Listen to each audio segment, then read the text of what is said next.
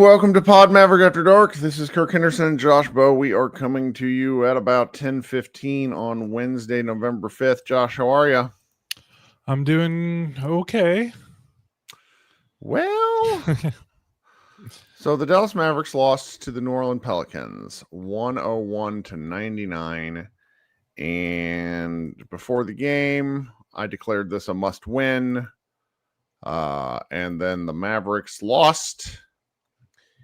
And I don't know where to start. Should we just sort of talk about what happened? I think that the first 8 minutes of the game were so fucking instructive about what happened the rest of the game. And where do you think we should begin? I don't know. I don't know. This is the kind of loss that needs to inspire change. And I don't necessarily mean like, I don't expect anyone to get fired. Like, that's not what I mean. Because they're 8 games into the season. That's not going to happen. Right. But this is the kind of game that should reset expectations.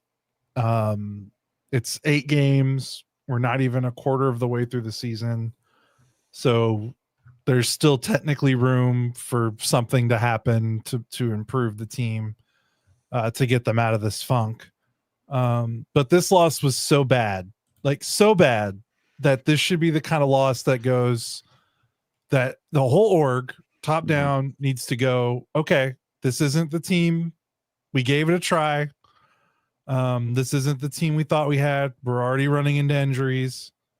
We need to, the goal of this season should no longer be to win a championship. It should be, let's get Cooper Flag pointed in the right direction. Let's get the team recentered around him, and let's refocus and build towards Cooper Flag and the future of Cooper Flag, and not let's win a championship with Anthony Davis as our best player. That can't be the expectation for this team anymore. I mean, maybe I'm stupid and they win 5 in a row after this, and people post the clip and they're like, you're an idiot, you're a moron. But this was a frightening loss, and I don't know how else to react to it. Well, the thing that I need to make clear here is that, is the team better when Anthony Davis and Derek Lively play? I think the answer to that is yes. Yeah, especially after tonight. Yes. Are they better enough to make a tangible difference in the way that rockets the team back to 500 with how this team plays, with the level of execution? I really want you to talk about the offensive, like the paint touches, like the pointless ball movement at some point, because the way this Dallas, guys, the Mavericks are, and I don't know if you follow me on various social media platforms, you've already seen me talking about this. The Mavericks are 30th in the league in offense by a margin of significance. Like, they're not just 30th hanging around. This game actually made things worse because they can't score. This was one of the worst defenses in the league, by the way, entering this game. Yep. Missing one of their better, defenders, I guess. I don't know how good Zion is right now, but Nick Angstedt was tweeting out some stats today. The Mavericks are roughly top 5 in the league in pace, and that stuff switches wildly this early in the season with 8. But the Mavericks play fast and they suck at scoring. And so how is that even possible to play fast and be 30th in the league? Well, you can't hit any shots. They can't shoot. No. And more importantly, you turn the ball over a ton. And the Mavericks are in the bottom third of the league in turnovers. They had 15 turnovers tonight. I don't know how many possessions the Mavericks had in this game. I'm not very good at calculating that sort of thing off the top of my head, but I'll tell you this. They shot 89 times. So they roughly had 100 possessions. Roughly is going to be my guess. They turned the ball over 15 of those possessions. Which isn't even, I'm not going to lie. That's not great, but that's also not, that's not like catastrophically bad. It's not, it's second, it's like lower half, but yeah, it's like, You know what's bad? So the Mavericks actually had less turnovers than the Pelicans tonight. Oh, they had 15. Mavericks had 15. Or did they have 13? The Mavericks had 15 and the Pelicans had 16. I'm guessing those include the shot clock turnovers. I'm only seeing 13. But what are the yeah, I'm looking at the total. I'm looking at the total team turnovers, not the individual box score turnovers. Okay. The team turnovers, they had 15. The Pelicans had 16. Okay.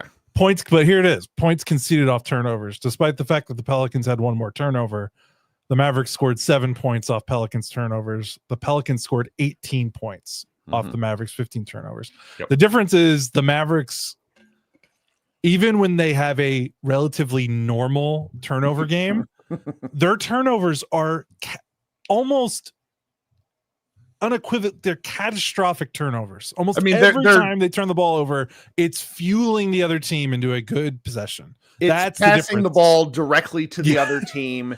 Right. It's butterfingers in the middle of the key where it just ignites a fast break. Like, and that if you have 14 turnovers, but 12 of them are live ball turnovers that lead the other team, like that's almost as bad as having like 20 turnovers and like 10 of them are shot clock violations or dead ball. You know what I mean? Like, it almost doesn't matter the number. What matters is how the ones that are bad, like how many bad ones did you have? And it felt like the majority of the 15 were bad ones, bad turnovers. The fourth quarter and the fourth quarter ones, which let's get to it in order. So the Mavericks scored 3 points in the first 5 minutes and 37 seconds of this game. Yeah. No, excuse me. 5 minutes and 43 seconds. It's important. 3 points. Yep. Down 9-0 to start the game. When you lose a game by 2 and you spot the other team the first 9 points of the game, I mean, you play 25% better in those first 3 or 4 minutes and you win the game. Well, and we're leaving out something important here because the Mavericks started the game with D'Angelo Russell at point, and they finally. Yeah. And then D'Angelo Russell decided to have one of those D'Angelo Russell games. Like he couldn't hit the broadside of a barn, 3 of 10 from the field, was a horrendous orchestrator of the offense. Now, some of that comes with the fact that the Pelicans have pretty good perimeter defenders, like Jose Alvarado is really good. And they just have some guys that are very annoying. But you compound it with the fact that the Mavericks just don't have an offense that inspires anyone to do anything other than go under ball screens. It was really something to behold. And so the Mavericks are down early. They finished the quarter in a little bit of a run, but not much. They were down 10. I mean, 29-19 is pretty bad. Like the game was effectively lost in the first 8 minutes of the game. The Mavericks spent They spent the rest of the game trying to dig out from that hole, and they simply could not do it. They could not do it in the first and fourth quarters. The Mavericks scored 41. Am I doing my math right? The Mavericks scored 41 points in those 2 quarters. I think 19 plus 22. Yeah, that's right. It's real bad. And it comes from, I'm not like, they hired an offensive coach who I'm just like, it's like the guy hasn't done anything. It's like, go ahead. I see what you're saying. I don't know. I don't think Mike D'Antoni can fix this up. Like, no. It's a team roster construction, but it's that they also don't do anything to play to anyone's strengths. Like, they have no ball handlers and they have a dribble handoff offense where most of the handoffs are actually going side to side. Like, I'm a Kansas City Chiefs fan, and I lose my mind when Andy Reid, the head coach, calls plays that extend stuff to the sidelines with players who are slow. You're not getting anywhere. And that's what the Mavericks, this is where I think is a good point, an opportunity for you to sort of explain what you're looking at when you're seeing like just this dreadfully inept Dallas Mavericks offense. The thing that I want to challenge everyone to do when you watch, if you haven't done it yet, do it for the next game. And it would be funny if it changes, but still keep this in mind. When you're watching the Mavericks offense, watch how often they touch the paint with a live dribble. Don't count offensive rebounds or don't even count post ups. I'm talking about live dribbles in the paint because that's that's shifting a defense. You know, the Mavericks posting up someone in the paint with their spacing isn't really forcing a defense out of its comfort zone. But when you get a ball with a live dribble into the paint, you're usually forcing the defense into some type of reaction, right? Yep. Because you're making them make a decision. You're making them make a choice. That's kind of that's how you beat a defense. Like if you don't force a defense to move, or if you let the defense dictate the terms of how a possession is going to go, you're probably going to lose that possession. So watch how often the Mavericks get into the paint with a live dribble on offense. It doesn't happen a lot. I mean, there are an alarming amount of possessions consecutively, or 3 out of 4, or 4 out of 5, or 5 out of 8, where the ball doesn't get below the elbow or free throw line extended. You cannot consistently score in the NBA in 2025 if you cannot consistently touch the paint. Even in, you know, everyone's like, oh, everyone just shoots threes. Well, how do you think you get threes? You collapse and you drive and kick and you force a rotation and you get open shots. There were so many possessions that they couldn't touch the paint, and you can't force the defense to rotate, and then you're kind of playing like a chicken with its head cut off. Like they just don't, and they don't have the individual talent offensively, especially now, to make up for it. Maybe when Anthony Davis comes back, you can throw the ball to him, and yeah, maybe he doesn't touch the paint, but he's talented enough to maybe just kind of turn nothing into something. But they don't have those guys right now, and it's dreadful. It's dreadful. I was shocked that Brandon Williams did not close out the game.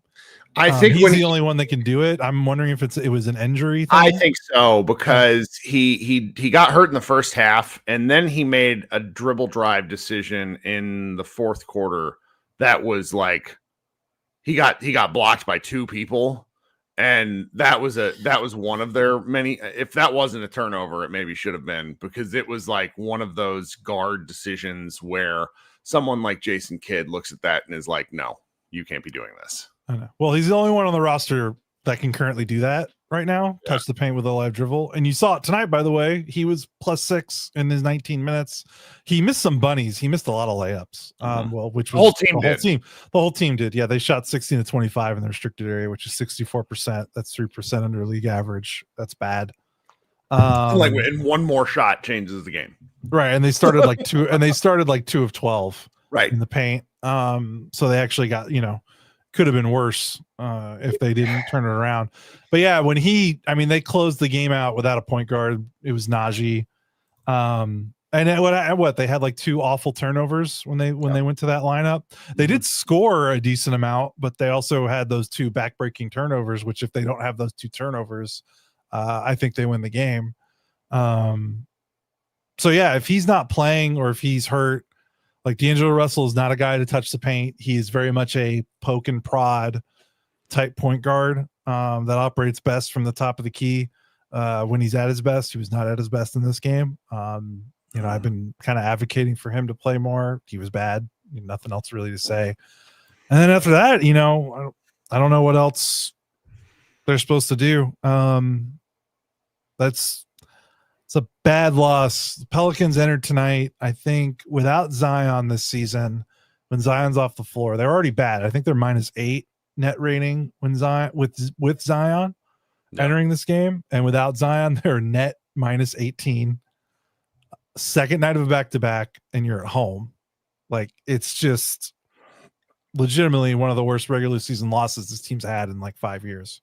Not even like, I'm not sugarcoating. Like that's where we're at. Like, and they've also lost to the Wizards at home. And go check what the Wizards have done since they beat the Mavericks at home a week or so ago. Yeah. Like I don't know. Defensively, they dug in enough. Then people might argue that, like, the Pelicans scored 52 points in the paint, which is not good because they're just, you watch that team, you just don't really know how they're supposed to score either. But they can't defense. You need a good defense to win championships, but you can't win regular season games with a bad offense. Like, you can't. Offense wins games. Defense wins championships. And you that's can't the get part, to the championship unless you win. unless you win some games. All right, we're gonna take a break here. Before we do, I just want to point to the fact that if you would like to support the show, there is a link in the show notes. There is a link in the comments. Josh and I would appreciate it if that is of interest to you. If you also want to support the show in a different way, actually listen to the ads. That matters for us. Thank you so much for supporting us. We will be right back. Okay, we're back here. So if you are in this room at this point, you are a sicko. This is a podcast for sickos. This is a podcast for pragmatists and for people who want to talk about the rude truth about the Dallas Mavericks. Sometimes we're a little too hard. That's okay. It's who we are. Josh and I are trying to continue to grow this show, this platform. If you would subscribe to the show, if you haven't, if you would subscribe to our YouTube channel, that would be great. Just remember that after this show and every show that I can do it, I'm going to be having a secondary show where you can participate and fire off your takes. Remember, group therapy, Mavs Party, whichever one it is, it's much better to celebrate with friends than to angrily type into a keyboard. Because in the end, this is something we're supposed to be doing for fun. And if it's making you really, really angry, maybe don't do it. I probably shouldn't have said that before I get really angry. About to get really angry? I don't know. I don't know if I have the juice. I don't know. I mean, one of the things we've sort of strived. I don't know what the proper verb tense is. One of the things we've really aimed to do lately, and this is going back to the middle of the summer, like you get these people that occasionally check in with us and be like, you talk about Luka and Nico too much. Shut up. And it's just like, it's inexorable to talk about these things. And we want to talk about the games themselves. And sometimes that means talking about the trade. I'm not going to talk about the trade right now, but one of the things I am going to talk about is the fact that the general manager of this team who built this team is Nico Harrison. He owns it. He wears it. Imagine this team without Cooper Flagg. The Mavericks are 15th in the West. There are only 15 teams. This is the group that he has put together. He owns and wears this more than Kidd does, because there were opportunities to do things in the summer, to shore up the guard depth, to do anything. This is a damn near second apron team that is dead last in the West. You spoke earlier that this is probably the time where the Mavericks should, sort of settle up and start preparing for the future. They won't, because a gigantic loser named Nico Harrison will stay in that position and burn the ships behind him as he tries to figure out what to do next. He is trapped in a room or playing golf, not giving a shit about this team. Whatever he is doing, it's not enough, and he needs to go as soon as possible. I've not talked about him for a long time because I know realistically it's not something that's going to happen. But that loser has to go. He destroyed a championship level team because he doesn't know how to have a conversation like a human being. He thinks he understands how basketball is played in the year 2025 and assembled a team of non-shooters that played all power forwards for a series of games. What in the fuck are we doing? This is stupid. This is insulting to all fans. This is insulting to shareholders of the team. Can't wait for whatever nonsense Mark Cuban starts DMing people being like, oh, I knew this all along, as he waffles back and forth between supporting the team and talking shit behind their backs. This is so stupid. Like we invest a lot of time in this. Everybody that watches 82 basketball games a year invests a lot of time in this. And the team that this chuckle fuck has put together is the worst basketball team by a country mile that anybody could have envisioned. We secretly thought they were going to be bad. We didn't really talk about it too much because it's not fun to talk about them being bad. This was not in my range of options. 15th in the West was not there. And because of that, I don't know what to do with myself. I'm fucking furious. Okay. Yeah, you know me that I've been trying to be more pragmatic about stuff lately compared to where we were like pre-pandemic. What was pre-pandemic? That feels like 25 years. Yeah, I know. I know. But like, I thought there's enough good players. Like basically I thought that they would win games like this, even with bad process, just by having more talent. Like Daniel Gafford, PJ Washington, Cooper Flagg, Najee Marshall, Max Christie. Like I like all these guys, even Klay Thompson. Like I thought, okay, even if they don't fit and they're bad, they're just going to out talent these bad teams that don't care and don't care to win. And the fact that they're not doing that, the fact that they lost to the Wizards at home, they've lost to the Pelicans at home. They were a wide open Aaron Naismith 3 away from losing to a Pelicans team that has the worst active roster in the NBA. Imagine if that shot would have went down. And they have 3 home losses to the Pacers, Wizards, Pelicans. Like, if they can't win these games, I don't know what games they're supposed to win. And I know there's no Derek Lively. I know there's no Anthony Davis, but you can't use the injury excuse anymore because you purposely built a roster around injury-prone players. So when those players get hurt, you can't be like, oh, well, we just got to get healthy. It's pretty clear you're not going to get healthy. It's built into the sauce. Right. Like this is part of the expectation. Injured guys. Yeah. Yes, that's part of the expectation is that these guys are going to get hurt. Mm-hmm. Like that's just how it is. I wish it wasn't the case because I want to see, because like Anthony Davis getting hurt sucks, not just for the results on the floor, but like, yeah, I'm tired of the hypothetical. I'm tired of hearing people be like, well, just wait till Davis and Lively play 100, 250 minutes together. And it's like, I don't want to wait around for that. I feel like I'm just wasting my time, watching some of these games. And the only reason we're not is because we do get to watch Cooper, who is the only, the bright spot, which we should probably end the show talking about Cooper. But like, yes. Yeah, in the meantime, like you're right about, I don't disagree with anything you said. It is kind of staggering. Like if you think about where we were in the summer of 2024, just personally, like we were talking about like our show and our site, and we're just like, man, like they lost in the finals, but like we kind of got it made. Like we got, like this is, maybe they don't make the finals again, but like this is why you're in this media game, like to cover a team that's always in the mix, and to go from that, and they decided, this wasn't a fluke. They didn't get bad bounce. They decided this is what they wanted. The results they have, they chose this. This is the roster they wanted. Now they didn't choose Kyrie getting hurt and all that, but like, I mean, yeah, it's tough. And I want, there's still a part of me that just is interested in seeing what this team looks like fully healthy, but that's probably not going to happen. And I think the team needs to reset its expectation level. I think they need to lean fully into the future with Cooper Flagg. I think they need to trade Anthony Davis as soon as they can for as much as they can get. I think they need to talk to Klay Thompson and say, Klay, what can we do? What can we do for you? What can we do for you? If you want to stay, you could stay. But if you want to go to a contender, let us know. Give us a list of teams. We'll move you. Honestly, do that to Anthony Davis too. Go sit down, Anthony Davis, talk to him and be like, hey, this didn't work.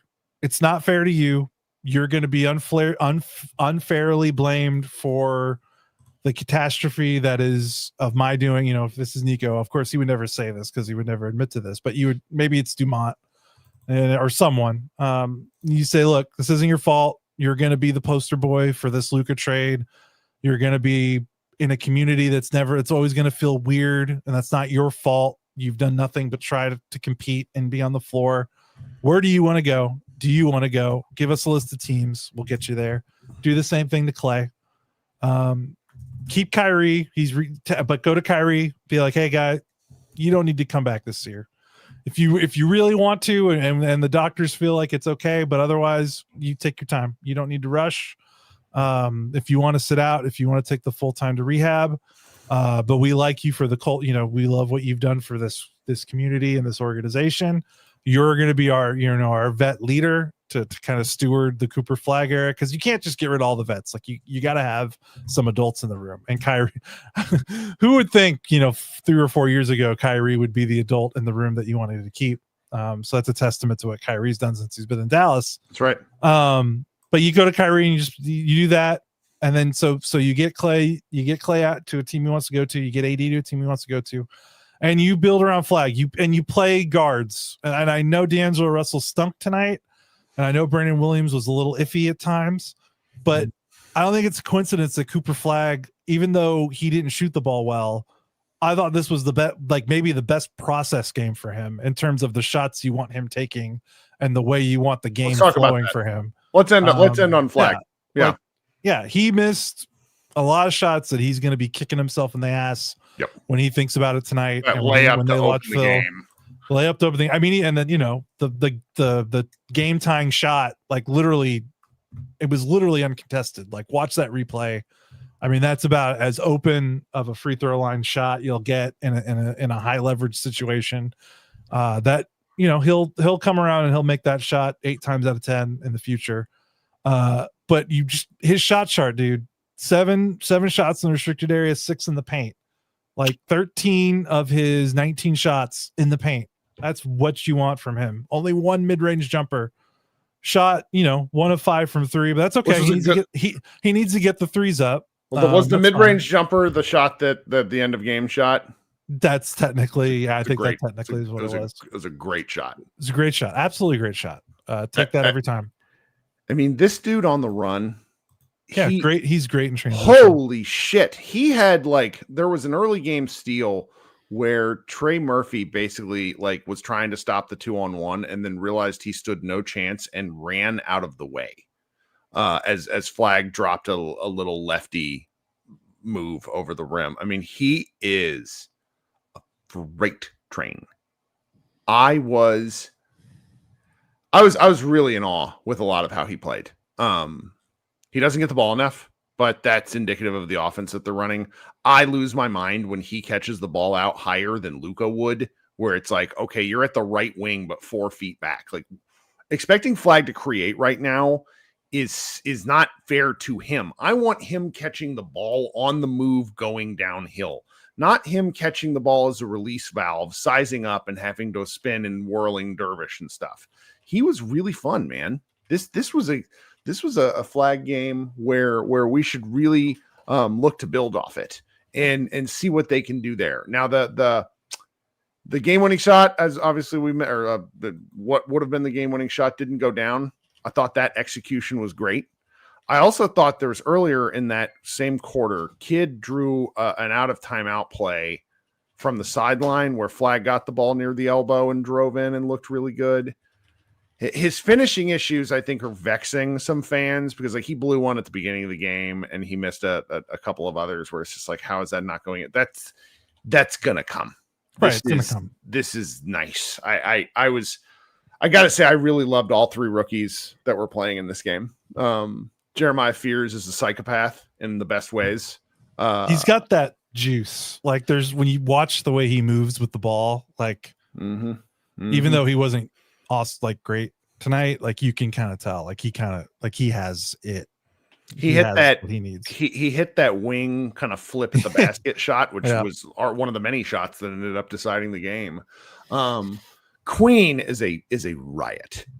I have never been so thoroughly disgusted by a player who also looked kind of awesome. He abused Gafford on that near and one at the end where he made 1 or 2 free throws. That move, that's a big awesome guy making that move. He's really young. I think I remember hearing during the draft process, he kind of showed a lot of his immaturity, but there's some there. Like that dude, if he doesn't go the Zion route and turn into a 600-pound behemoth, he could be something. I was really impressed by him. So, I mean, build the whole plane out of Cooper Flags. I cannot imagine after this stretch, the audacity they will have that when eventually, if Lively and AD are healthy, that they're going to go back to this dog shit double big lineup and Cooper phasing out Cooper and making him play point again or making him shoot a bunch of jumpers. No, that sound when you can you imagine them doing that?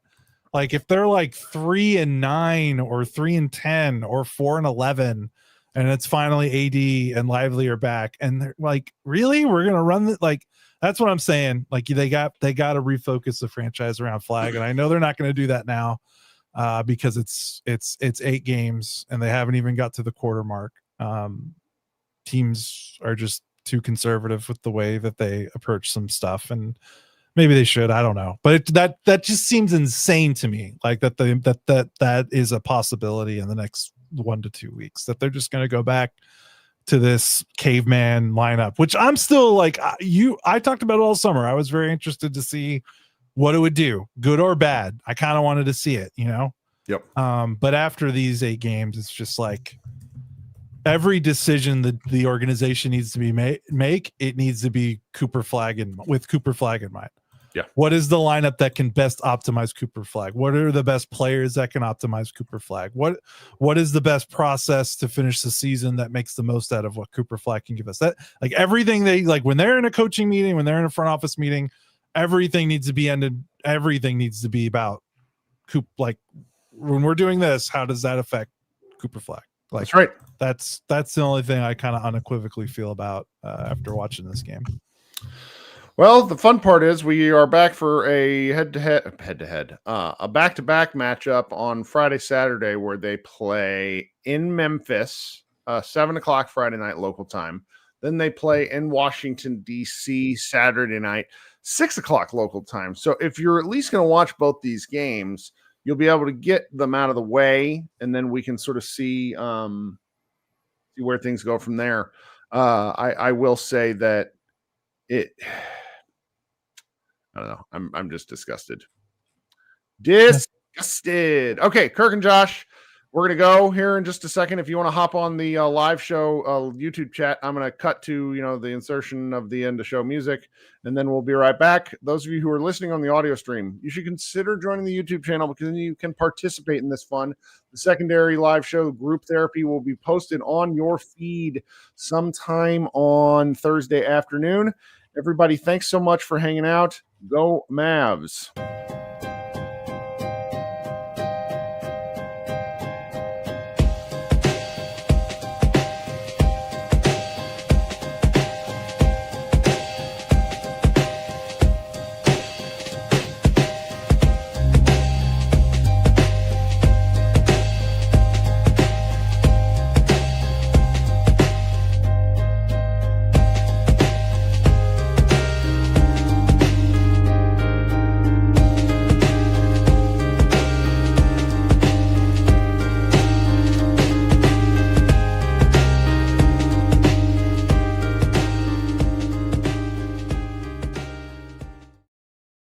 Come one, come all. Welcome to Pod Maverick presents Group Therapy. I am Kirk Henderson, editor-in-chief over at Mavs Moneyball. You are joining our after show, which is powered by you, the fan. I'm just a fan. I just have internet access. Real simple format to this show. There's a link in the YouTube live chat where you just click into it and you can join. Right now, we already got 3 people waiting because we have wonderful fans. The order of the operation goes like this. If I haven't seen you before, if I haven't seen you for a while, I'm going to bring you up first. So I got my guys, Brian, who I've seen recently. I haven't seen Zach, so Zach gets to come up first. Zach, talk to me. How are you? Welcome to the show. What's up, Kirk? Can you hear me? I can. You sound good. What's on your mind tonight, man? Sweet. Yeah, long time listener, first time in here, but just frustrated. I don't know where we're at as a fan base. I don't know where we're supposed to go from here. I mean, I wasn't super excited about the Mavs prospects this season, but I just can't believe how bad they are, and especially how bad the process is. Like, it just, like, I don't even know what to put our hope in going forward.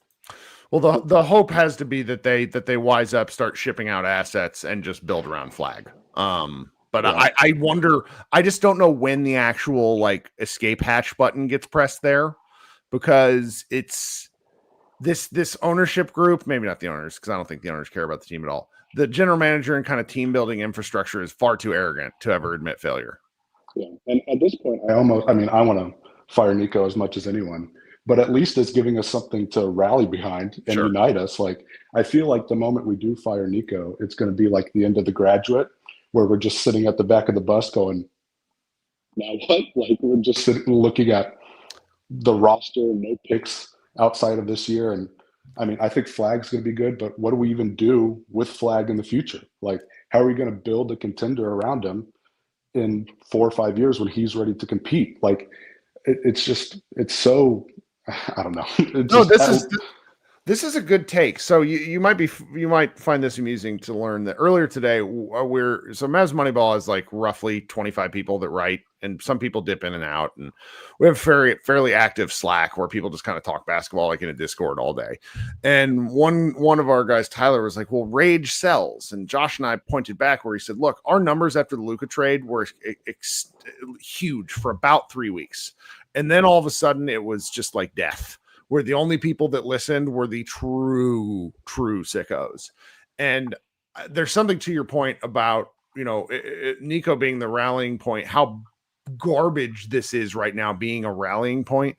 Because if you do actually make moves, then you're just sort of standing out there going, okay, well, we have a lot of stuff to be interested in the future, but what's interesting about right now? And that's a tough one. That because right now, I think that's also why I'm so mad. It's like the right now is really boring. Like that game sucked. Like, did you have any fun watching that? Because it's like I'm watching this as a collective group effort, and it's just it's a slog. It's not fun. No, it's terrible. And all my good basketball friends are Oklahoma City fans, and I just have to, listen to them like score 41 points against the Trailblazers and probably not lose a game this season. It sucks. Like, I don't know. And everyone talks about trading AD. Like, what are we going to get for AD? Who do you want to take him on?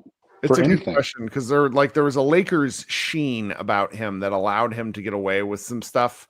It's like you're in that bright Lakers spotlight, and you get all these people that are insistent that you're better than you are, and then it's like you go and do the same stuff. And AD's a good player. But It's like AD was, in my opinion, sort of a questionable insertion to that NBA top 75 list.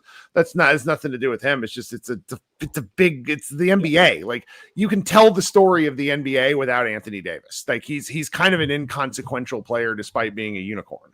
And that's really what it comes down to for me is just, if you can get something for AD that's reasonable, I think you have to try, because the Mavericks, as I was thinking about this earlier today, they don't have direct control of any draft pick from 27 to 30. They will get draft picks. But it's like they have no second round picks. So it's like at a certain point, you're just sort of, for me, I think you just kind of got to be happy getting something. You know what I mean? So I don't know. I mean, that contract, especially the last, that's. He's on year one of a 3-year, $186 million extension. Like it is a heavy crown that he wears. Well, Zach, this has been fun. You got anything else for us? No, appreciate it. Nice to talk to non-OKC fans. So, all right, talk to you, buddy. All right, bye. All right, coming up next, then is we're gonna go with Brian. Hey, Brian. Hello, Kirk. That sucked, didn't it? It did. Yeah. I did not enjoy myself, and I've gotten lucky enough these last several games. The staff at Mavs Moneyball have picked up the slack and not forced me to write every other recap. So it's like writing about that game would have made me even madder. No, and I feel like you and I have seen some very bad Maverick basketball because, we're old. We've seen a lot. But, not as much. Like, look, I was going through this. The 2012-2013 season was abhorrent but funny. The only really bad season that I think I've had to deal with is the Harrison Barnes season. The one that's 2016-17, which led into getting Dennis Smith, because Dennis Smith was at least fun. Like, we've largely been very blessed, which is partially why this pisses me off so much, because you get gifted Flag and you're making Flag not fun, which should be a crime in and of itself. Yeah, and that's like the terrible concept of who's in charge. Speaking of which, I would love to read you a quote from Noah Weber. This is for Max Christie. Max Christie on what Jason Kidd's message was after tonight's loss and how they can bounce back moving forward. The main message was stick together. The boat is not burning. We are fine. The boat is not burning. Then why do I smell smoke, motherfucker? We are fine. I need somebody to turn this into a gift with kids. That's an incredible quote. I'm going to go find this. Thank you for this. we're fine. We're 8 games in. It feels pretty crappy because we're losing. Offensively, we seem a little stagnant. What the actual fuck are you talking about? I love it. It's just oh God. Like, what are you talking about? This is boat is in horrible. fact burning. The boat is burning. It is literally on fire. And the only reason you're not sinking to the bottom of the ocean is because you have a Cooper flag. Like, Great. what? Oh Great. my! What the literal fuck is? Oh, Jason Kidd, don't change, you dummy.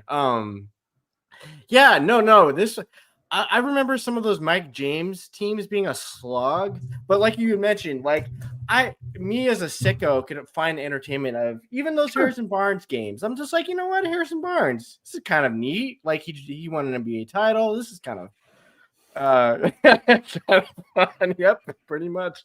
But I tell you what though, like I'm glad I can still feel blind rage, and it just shows I'm not dead inside.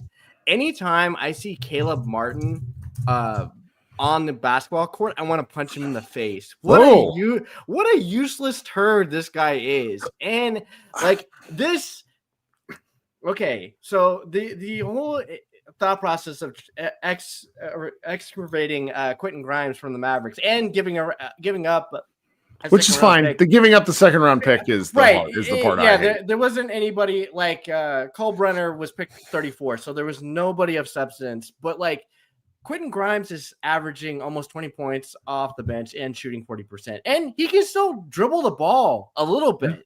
He would probably be the Mavericks' best kind of distributor as like a ball person. Like he's good at it, but Russell's quite good at it. He just runs into these bouts of insanity, and that tonight we got a bad Russell game. But just the fact that they horribly misjudged the market, because Quentin Grimes signed for it was like $8 million. It was something like that, and Caleb Martin is getting. I've got his profile right here, so he is $9 million this year, and he's got still a player option coming his way, and you bet you're fine. So he's $9 million this year, or I'm sorry, so yeah, $9 million this year, $10 million next year, and he's in 2027. He's got a player option of $9 million. So you better believe he's gonna pick that up, buddy. But I just because you and Josh mentioned it. This is a second apron team. Like basically, what is this guy? Yeah, but like this is a guy causing you to be a second apron, and he played 4 minutes, and he was absolutely useless tonight. Like he's supposed to be like a defensive stalwart, and like you guys had mentioned on top of the show, like we want to have all these defensive wings, but they can't do anything. Like what does Caleb Martin do? Like what is your job here, friendo? Like to stink in 4 minutes? Like I'd be amazed to see what his plus minus was in 4 minutes. It was probably like a -12. It was like really, really bad. I think he like airballed 2 shots and he had about 2 turnovers. It was just really, really bad. Really bad. And I love Josh's optimism of, hey, maybe this loss actually will be better for the franchise to kind of reevaluate expectations. I mean, this game was so poorly played, though, to where even if they had won at the rate that, let's say they would have won by 4, I probably would have come in with the same piss and vinegar because it belies a process that does not, it's awful. It's just bad. Well, and that's what you always bring this up, and I think it's valid, and it's been valid throughout Kidd's coaching career. What the fuck was this effort tonight? This was horrendous. No, their teams will play with a lot of effort, and I actually thought they played pretty hard tonight. They're just sloppy, a lot of turnovers. Because I thought once PJ had that run in the second quarter, I thought his piss and vinegar alone was going to will this team. We're up now. We can take these bozos. We just have to outwill them.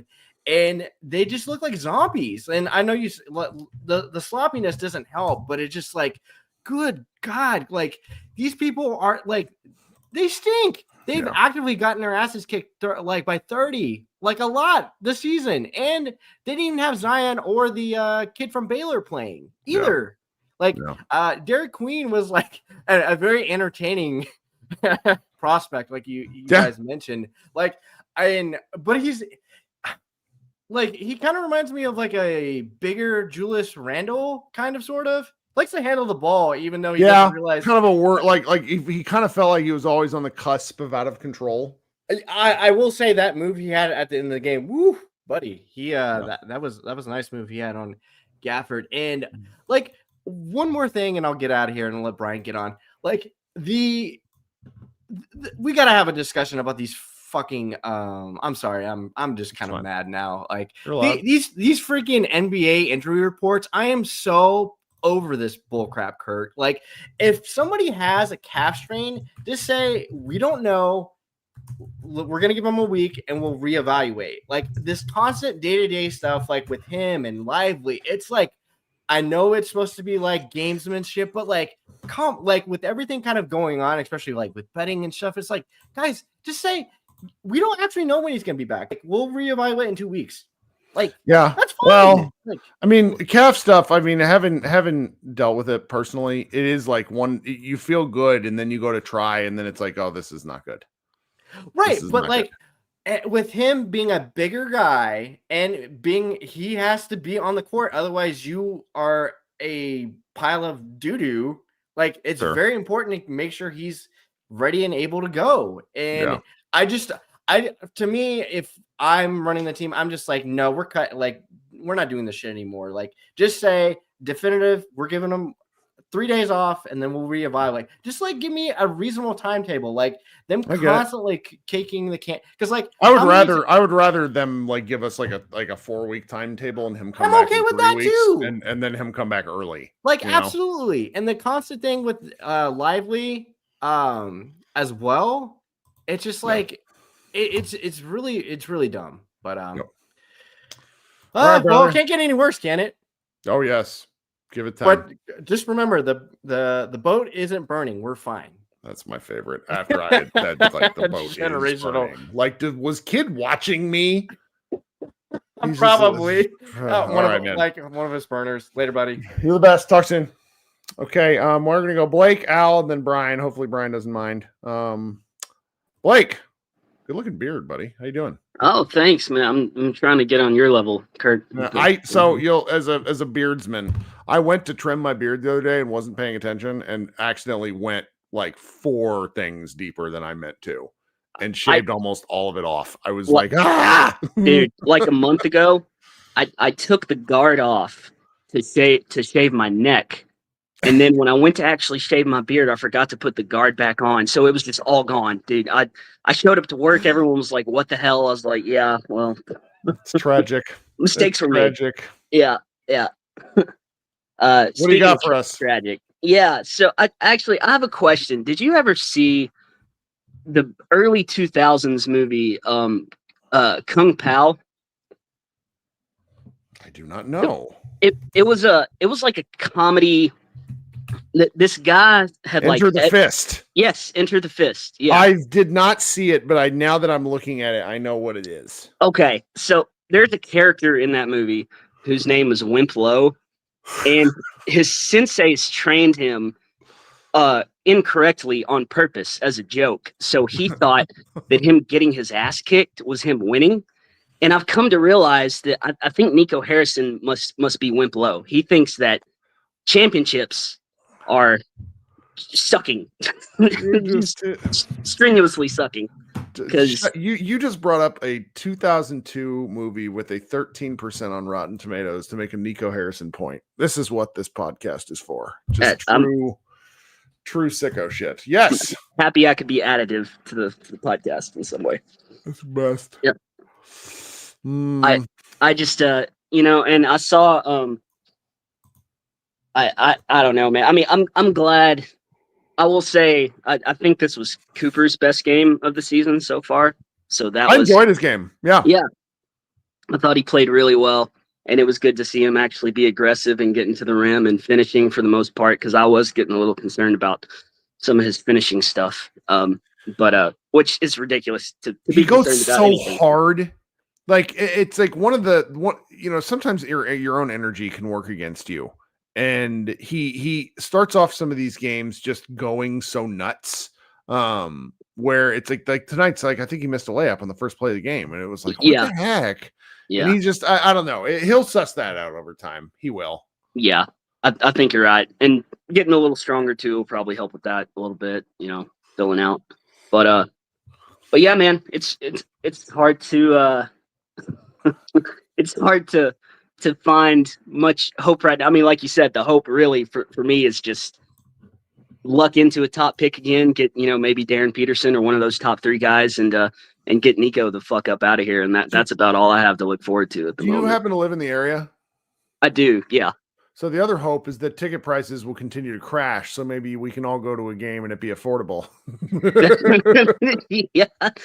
Man, to that point, as a matter of fact, I just saw a few minutes ago, Brad Townsend had posted a video right after Gafford. It was like a minute 20 was left. Gafford came up with the ball and spun and it went out of bounds. It was like that play. It was a 1-point game, like a minute and a half left in the fourth. And Brad Townsend was taking this video. And it was the first time this season I'd seen a video where you could see the whole arena. Dude, the upper deck was empty. It's empty. Yeah. It was fucking empty, dude. They're lying about all their season ticket stats and stuff. Oh my God. Yeah, things aren't good. No. Yeah. I thought that was really, really interesting because, that was the first time I'd seen, a real good view like that. And so I don't know if they're just giving away tickets for the lower bowl or what's. No, it's very frustrating. Well, yeah. Hey, thank you for waiting and joining the show once again. Okay. Yeah. Thanks, Kirk. Good talking to you, man. You too, man. Okay. I'm going to insert some ads. If you want to support the show, you will listen to those ads. There are more ads in this one. It's a complicated deal, but it helps us. So if you want to take the 90 seconds to listen to the ads, I will appreciate it. And then we'll come back and I'll bring on Al and then Brian to close this out. So be right back. One day I'll figure out how to do ads on YouTube Live, but I don't know how to yet. All right. Al and Nola, what's going on? Welcome to the show. How are you? Hey, how you doing, Kirk? Can you hear me okay? You sound very good. Thanks for joining. Oh, yeah. Thank you. First time, long time. Really appreciate you and Josh. I hope you guys don't quit through this slog of a season. I won't. Josh is a different story. I can always sometimes I can just see him looking beyond and being I don't want to do this anymore. Yeah. No, I can feel it from Josh, but I really love his insight. And I just hope he sticks with it. Okay, so I got a few points. I think first and foremost, I think it's time we say shut the F up to the get over it crowd. Because I listen to every podcast on the Mavs. I live in New Orleans, but I'm a diehard Mavs fan, and there's so many people that are get over it. Don't talk about Luka, but I mean, we literally traded Larry Bird for James Worthy, and they're trying to make it out to be we didn't trade. This is a colossal disaster, and it warrants being talked about. So I think the get over it crowd should be dead right now and booted off every comment chat group ever. It's what I've sort of pieced together, and this is just my feeling. It's primarily younger fans, kids that don't even there's a lot of odd, the internet has encouraged a great deal of weird behavior. Yeah. And a lot of what you see in this, and frankly, you'll see it in our chat now and again, where people just do odd shit. Yeah. And, there's all these weird Stan accounts, and it's people that just spend all their time acting like wrestling characters about players, teams, fans, coaches, whatever. And I've just tended to tune out that noise. If you're I do understand the notion of hey, I've been a fan of this team for 41 years and I am going to continue to support them. So I don't want to constantly dwell on something that happened. I do get that. Yeah. But the get over it is very different than I don't want to always talk about this. I agree. Because it's because you'll see it on comments to our show where it's you guys talk about this too much. And it's contextually comparing Cooper and Flagg's rookie year is a discussion point. I want to talk, because it's, Luka struggled sometimes in his rookie year. Dirk was awful in his rookie year. It's just it's what we do. You need these contextual comparison points.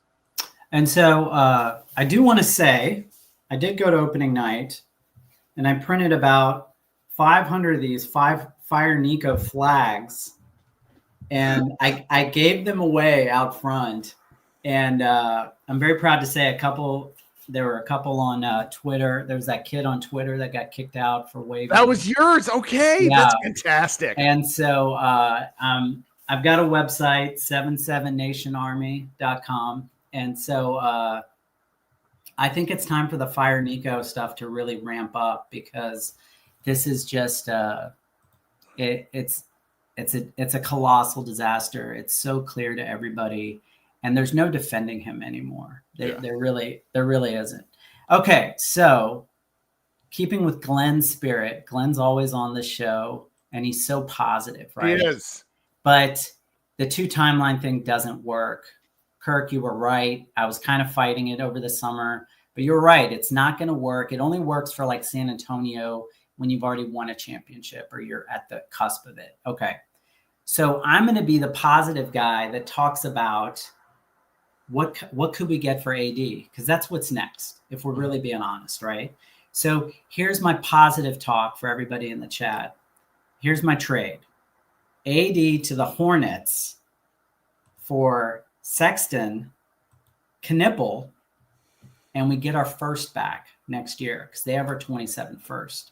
I mean, I'd do that in a heartbeat. Would you do it? You do. I am like the Con Knipple Cooper Flag like bro out thing last year was a really funny selling point to me, because add lively to that. Look, we're gonna coming up next, and I want Brian or Brandon to correct me if I'm wrong on this. But it's like 2 white guy basketball players thriving to me is funny. Like, it's just funny because it's like they're just aren't, and particularly Americans, and they're so good. They're so good. and if you see Knipple in person, he looks like a YMCA dad. His ankles are so fucking fat. Got the big hair. It's ankle. Yeah. And it's hair, and he wears like he just looks like a throwback, like brought out of the 70s. So yeah, I would do that in a heartbeat just for and you know, there's some make the salaries work. It's workable, but if you get the 27 pick back, we've actually got a good young core. If you think of like Christie, Flag, Lively,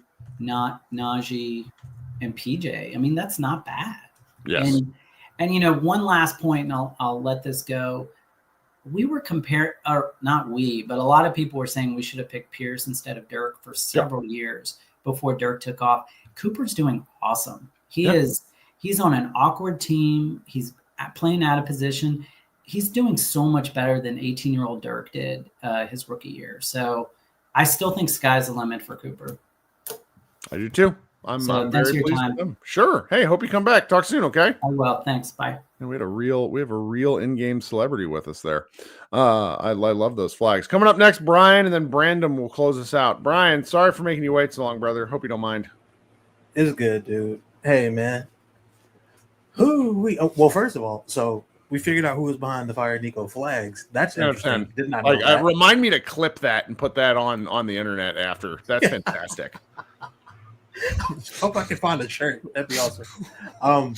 But yeah, so man, it is painful being this right. It is. But did you think it would be like this? I didn't think it would be this bad. I'm a pessimist, and I kind of thought, they're going to start the year like 4-8, or not 4-8, like 4-6, and I'm going to be mad. And instead, they're staring at like if they lose to Memphis, for example, like Memphis is in a bleak place. Like that's just another like mark against this team. Like I'm really worried. I don't see wins on the calendar right now. Once we lost to Washington, like once it was clear to me before the game that we were going to lose to Washington, and then we lost, and then guys started dropping like flies, I was like, oh, we can't beat anybody like reliably. There's no one that you can pick out on the schedule and say, oh yeah, we're definitely going to beat this team. That's why. Shout out God bless Josh. Shout out to the homie Knife Talk Mavs, who said if he committed to closing his Twitter account if the Mavericks lost to the well, keep it closed, pal. Come back. You don't got to stick to that bit. We would rather you be around than die. I appreciate a man who does what he says, but you gotta, if you're gonna suffer, you might as well suffer with friends. Don't come back to me because I'm gonna let you have it. Because I told you. I've been telling this dumbass for like a year what was gonna happen. and now you shocked. And man, he bought it. Look, bro. He told me he bought an Anthony Davis jersey. That's how much he believes, and I gotta appreciate that commitment, man. I just have to. I appreciate the commitment, but hey, man, you got to know when the war is lost. Who's on the last chopper out of Nam right now? Because that's the quite like this is things are gonna get bleak, man. And they're gonna win some games, and we're gonna hear some chatter, but like that. Brian popping on earlier and sharing that Max Christie quote, like Max Christie, you tweeted this, like that poor guy gets sent out there to read. It's like Jen Psaki, the former Biden press secretary, who used to have to go out there and be like, yeah, this guy is sharp as a fucking tack. He beat me in a counting game. Hey, he's like, definitely still alive and cognizant for sure. You know, and it's like poor Max Christie's like, yeah, the beatings will continue until morale improves. I just can't believe he had to say that out there. It's just he's got such a baby face, and they're like, okay, Lively's not here. We can't send Lively out to do it. Surely they won't boo Max Christie if he's the face of all these quotes. Leave Max. They're right. They're right because we won't. Because I love that kid, especially now that he's playing well. That certainly helps. Yeah. But yeah, I wish they would stop doing that, and I wish. So the other part of it is he's actually really transparent. I don't think he's learned somehow, despite being in LA, he's learned not to be so transparent when people ask you questions about things that happen in the locker room or things that are said to you or things that, you know, your emotional state of your teammates and things like that. But he gives really good, thoughtful, insightful answers, and he generally seems like a pretty sweet guy. Like, yeah. I genuinely root for him as a person, because he got asked about Cooper missing the shot, and he's like, yeah, man, it's tough on him, but it's a learning experience. I know he wanted that shot, and he'll bounce back from having that experience of having a shot at the end and missing it. Like even going back to being in a similar situation in the tournament against Houston when he missed that last shot. Right. But got fouled on the shot, by the way. But yeah, like I wish that Max Christie would stop getting sent out there to read the organizational scroll to the media. But yes, here we are. Here this team is. It's going to get worse before it gets better. And for those of you asking, how can this get worse? This is great. Yeah, you've asked that like 4 times already. Like I'd advise you to stop asking and just be along for the ride. We are in this for lottery balls and individual accolades at this point. But I think you at least appreciate my position of I am going to lead in the way that I lead this podcast, this merry band of happy assholes. But it's not like I can't constantly rain negativity. No, of course not. I was just on the timeline talking about like you and Josh have to rein me in on my negativity sometimes, which is funny considering where this all started. But yeah, look, the way this team is right now, I feel nothing but pessimism towards it, except for when the team acts like an actual basketball team and looks fun. And at the very least, part of what softened the blow of knowing that this was going to happen, the team looked like a basketball team tonight. Yeah. Like there were there mistakes and turnovers still and defensive lapses, but we started a guard. You know, we played with one center for the most part one game. We gave up some shots. We missed a bunch of like wide open threes, but we got decent looks and the process was fine. Shout out to Klay Thompson. You were dying at this. Like spiteful Klay. He made shots out of spite, and I'm like, is this all it took to finally get him going? But yeah, he went 3 for 6. He made like his first 3 shots, and I was like, okay, sure, we're just doing this now. That's fine.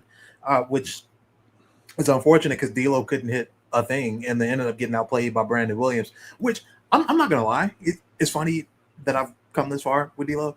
I am rooting for that dude because when we were like in a point guard desert early in the season, he was a bright spot as far as how he would run the team, even when the shot wasn't falling. I want his shot to come back because this is, at the age he is, I think it will, and I hope so, because like at the age he is, this is kind of his last shot to get like a real bag before he's just permanently vet minimum guy. Yep. So I'd like for him to be able to do that after the season. He got yanked when he made that turnover to the corner. Yeah, that was a real bad. Like, how did the defender? Like, you passed it to the defender. That was not a lot of that going on tonight. Oh well. Yeah, man. Well, what else you got for us? Derek Queen and Fears were fun. It was Fears in the first half, Queen in the second. I've started to notice the trend. They just kind of let Derek Queen rock out and like play the entire fourth if he doesn't play early in the game. So it's 2 games in a row where that's happened, and he does shit that whoever's guarding him has no clue that he can do. Nope. Like that. Why is this fat kid able to just Euro pass me? Gafford was going like this on the replay. And that man's 6'9". He's like, how did he step over me? It was great. And you know, he was like kind of squatting like a wide stance trying to defend him in the post, and then all of a sudden he saw 2 elbows flying over his head as Derek Queen was doing like a high carry over. I was like I was surprised like him. I was like, oh, okay, I wasn't expecting that. Yeah, that kid is fun, man.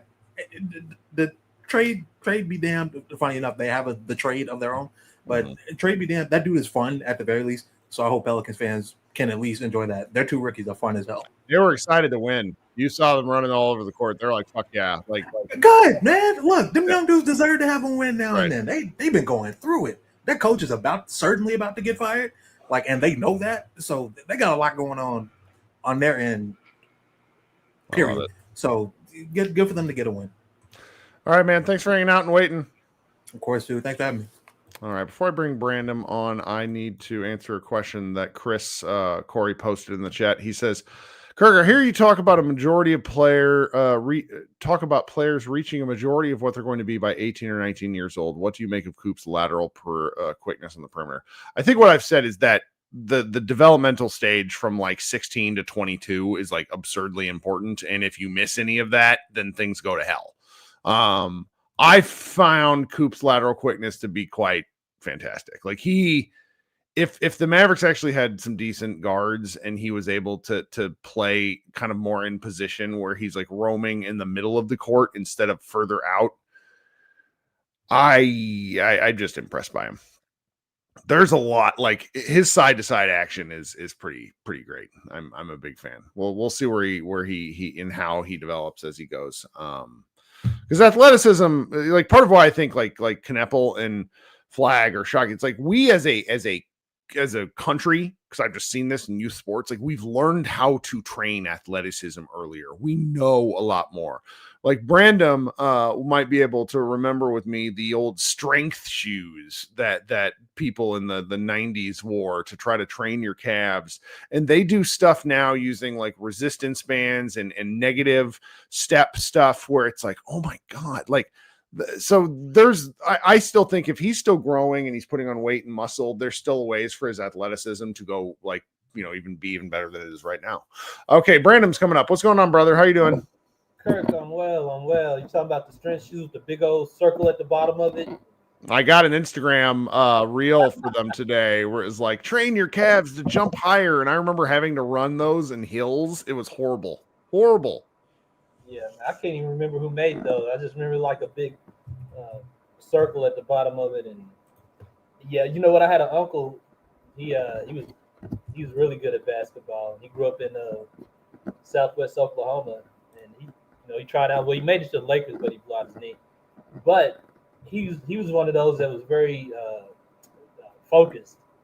He told me he would take bricks or a brick and tie it on the bottom of his shoe, and that was his strength trainer. That's dedication. That is dedication. He would run. I don't know. He said he would run, but he would either jog or walk. But that's dedication right there. Here, I found the link that I found, so anybody that's younger, can watch this. I don't want to. I'll pull it up on the video real quick, just so the video can actually see this. But this is an amazing product that they used to sell to us. It's so absurd. Kirk, now that you mentioned that, it made me think of something that I don't know. I don't talk a lot about Katie or watch his shows, but not Katie, but Kevin Garnett and Paul Pierce were talking one day. Yep. We were talking about non-contact injuries, and the guys were saying that a lot of their opinion was a lot of the reason why there's non-contact injuries now is because people are playing dynamic, running backwards, these dynamic step back threes, and these dynamic plays going in the opposite direction of the way that your body naturally functions. And I never thought about that. Like, well, you have to train that stuff. Like women in the early 2000s were tearing their ACLs at kind of absurd rates, which frankly still happens. But we know enough now about how the body works to where you can actually train against this sort of stuff. So it's like Luka, he's a step back jumper guy, and I think he didn't really get his step back till he came to the NBA. And I think that eventually he had to start training like those muscles, because it's like you're putting undue stress on elements of the body that didn't happen until players started playing this way. The Euro steps, the different stuff, like there's things that they still have to figure out how to train against the injuries. And it's just going to keep happening as people keep finding new ways to do old things in basketball. So what'd you think of tonight's game? Sorry, we had a 5-minute diatribe about the fucking strength shoes.